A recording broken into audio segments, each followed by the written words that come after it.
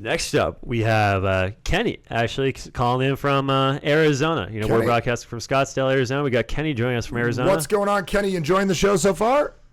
Absolutely. So what's going on, my friend? Week I was at Core, had a great time as always. And one thing you said really hit home for me. You talked about how you're capable of driving in your car for about 10 minutes, totally at peace. And that is something that terrorizes me.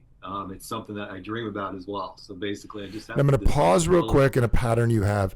You use the word terrorize. Like you're talking Freddy Krueger. You're talking about Jason Voorhees. I'm doing 80s references.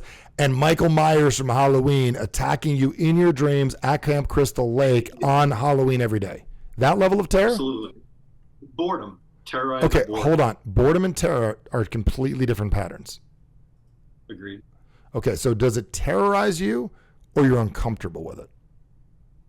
Uncomfortable. Yeah, I guess terrorize pretty good. So I'm going to ask you to change the pattern. That was step 1 into step 2. So right now, recognize the pattern. I have a pattern of using language in an abusive way and not allowing me to get what I want. Because if you want to change, you don't say this thing terrorized me. You're never going to do it, okay? You need to shift the word to make it possible to shift. Because things that terrorize us should terrorize us, right? And they should be like things that scare us that could potentially really happen. I'm pretty sure you're going to be okay having thoughts by yourself in a car. And what's fascinating, this comes up a lot. And I work with a lot of people that work with addiction experts. And I don't mean people that stop addictions. I mean people that start addictions. They know that about people like you and I, that we don't like being alone with our thoughts. I love being alone with my own thoughts, but we don't perpetuate that is an idea that we want. So what they do is they get you to get these things out, get them radio, blah, blah, blah, blah, blah. So it's uncomfortable as the pattern interrupt. Is it terrorizing or uncomfortable or new to you? Uncomfortable. It's definitely a long-standing hang-up on that. Just a fear of that nothing to do-ness. Okay. So what would happen if you had nothing to do?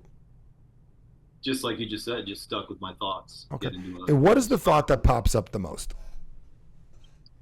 I have an addictive personality, so I always need like. Careful with your language. Do you have an addictive personality, or you haven't learned how to control your emotions in a way that work for you and use that substances to deal with them? Yeah, that. I want to be careful with these words, addictive personality, because we will pattern. Remember what I said earlier, like 2 ways to change your life is your actions or your perceptions. If you perceive yourself as a person with addictive personality, you're in trouble.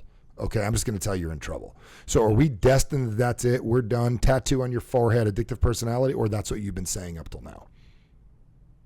What I've been saying until now. Because number 1 is the pattern. So your pattern is you're using language to stop you from getting what you want. So you've said terrorize and you've said addiction.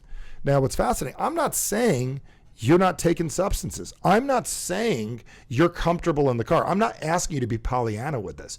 I'm asking you to look at those 2 words and ask yourself, am I willing to change those 2 words for a matter of a minute here?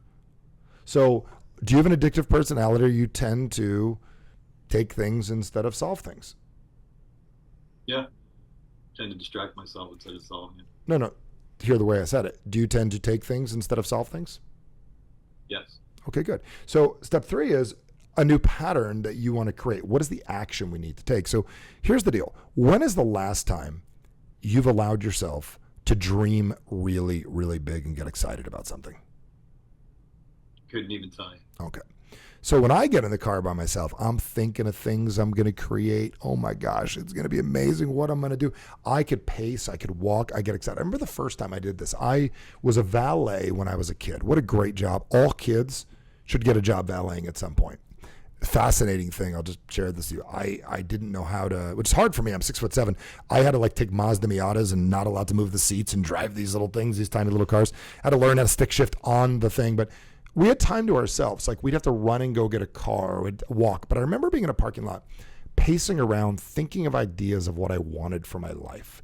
So if you're going to be addicted by something, what if you were addicted about thinking about things that you wanted and working on getting them? So let's just buy into this idea. If you are addicted, great. Congratulations, you're an addicted person. Are you willing to shift your addiction to something you want? So what's something you really want that you're not currently getting? Full presence with my family. Okay, so let's do something a little more real. Let's do something a little more tangible. Let's do something that you could see in the next 3 weeks that you could do. Um, Full-time writing position. Who? Well, what's something you could do in the next 3 weeks without anyone else doing anything? Something you could do.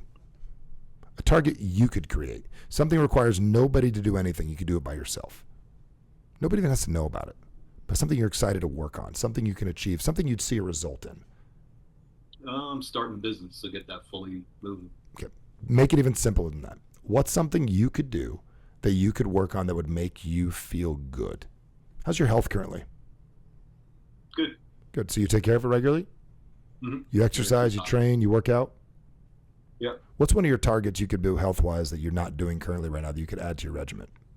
Just a target, not a weight goal, a target. Bulk up a little bit. Got it. Instead of bulk up a little bit, could you work on, okay, fine. What would bulk up be? 5 pounds of muscle. Good. So 5 pounds of muscle. Great. In order to quit 5 pounds of muscle, what would you have to do?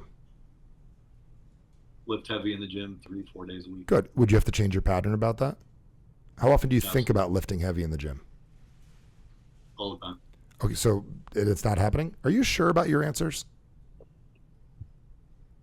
I think you're I think you're bullshitting me right now. Are you obsessed with the idea of bulking up and adding 5 pounds? Obsessed? No, I wouldn't. Are you thinking about what protein you're going to need and how many push-ups you need to do and how much weight you need to lift? And are you documenting this and thinking about it and making it an obsession? Are you listening to C.T. Fletcher on a regular basis? If you don't know who that is, he's a badass, strongest man in the world at one point. Are you allowing yourself to get an obsession about this? No. So I think you're scared of the life you want. And what I mean by that is I'm going to call you out. Something as simple as that. I'm going to gain 5 pounds. If you were to literally obsess with that, listen to, I'm cool with you being alone with your own thoughts, but listen, I'd love you to listen on your car. Like, what if the 5 or 10 things you listen to were about weight gain? Get out Arnold's guide back in the day like we had when we were kids. Figure out bulk up, protein. What if you were to prove to yourself in the next little bit, like, I wanted this thing and I went for it? You're not doing those targets, are you? No. So if you did it something as simple as put on 5 pounds of muscle, your body would go, hey, I can do that. That's B to A, correct? Then you don't want to start a business. Great, I'm going to figure that out. Then I'm going to listen to that stuff. You don't need to be alone with your thoughts. You need to select the thoughts that you have and ask the ones you want. Are you okay with getting obsessed for the next 5 days or 15 days on bulking, protein, health, muscle, learning, growing like a little kid that wanted to learn about something? Because if you want it, you got to get obsessed. Yeah. What are you catching, my friend? Change the thought pattern.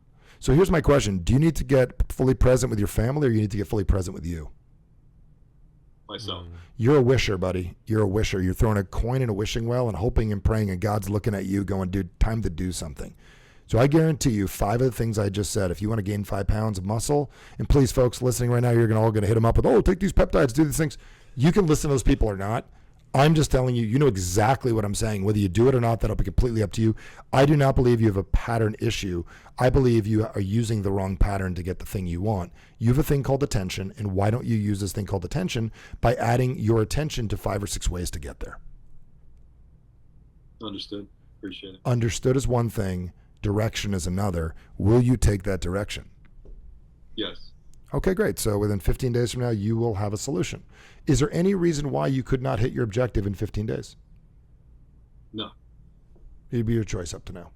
And you're either going to think about the other things or you're going to figure out how to get obsessed about this. I want you to stop worrying about everyone else. And a lot of times they call you selfish. And I know why you're thinking you're not present. But it's time for you to actually start focusing on you and giving yourself this win so they can have a better version of you. Take it and run. Thanks, sir. Thanks, Kenny. Let us know. It's a great question. That was a great question. Great job, Kenny. Let us know in the chat if you got value from Kenny's question. Congratulate Kenny in the chat for popping out here and sharing that. It takes courage, and not only did he empower himself, but I know a lot of us watching got value from other people's challenges because we're more similar than we think. And that's one of the powerful things about getting on this show and asking the question is you not only empower yourself, but you empower other people.